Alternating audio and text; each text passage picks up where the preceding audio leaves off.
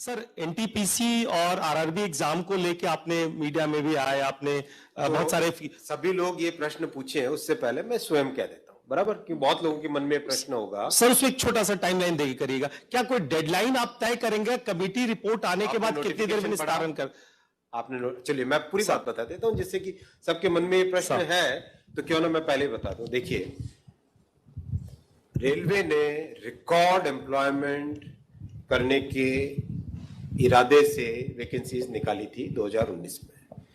Railway की नौकरी आप सब जानते हैं बहुत ही लोगों को पसंद है, क्योंकि एक स्टेबल ऑर्गेनाइजेशन है, लॉन्ग टर्म ऑर्गेनाइजेशन है। ये ऑर्गेनाइजेशन जिसका देश भर में विस्तार है, हर सबसे जन जन से जुड़ा है, एक इमोशनल कनेक्ट है, इसलिए एप्लीकेशंस निश्चित तौर पे बहुत ज्यादा आएंगी ही आएंगी। बहुत ज्यादा से ज्यादा नौजवान इससे जुड़ना चाहेंगे ही चाहेंगे।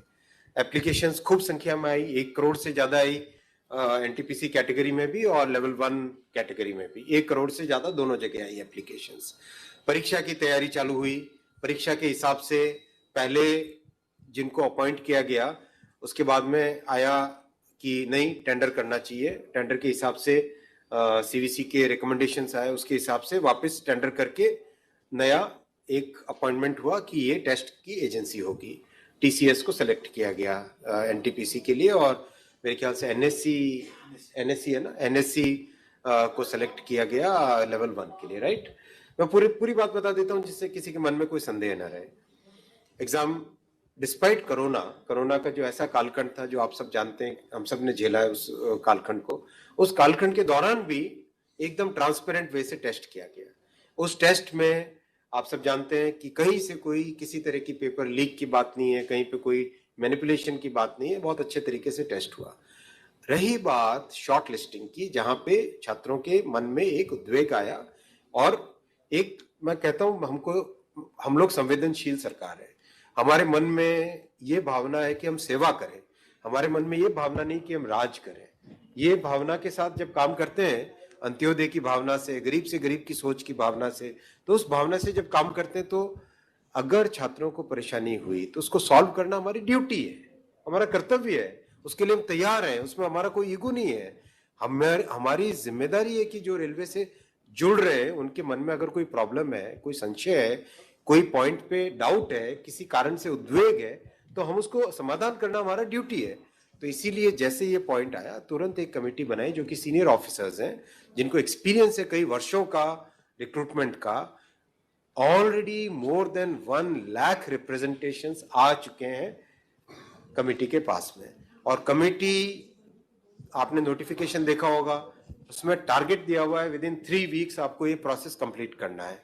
तो जैसे जैसे रिप्रेजेंटेशन आ रहे हैं उसका तुरंत उसका एग्जामिनेशन भी कंप्लीट कर रहे हैं, जिससे कि एक फेयर वे में इस प्रॉब्लम का समाधान किया जा सके। 3 प्रॉब्लम्स हैं।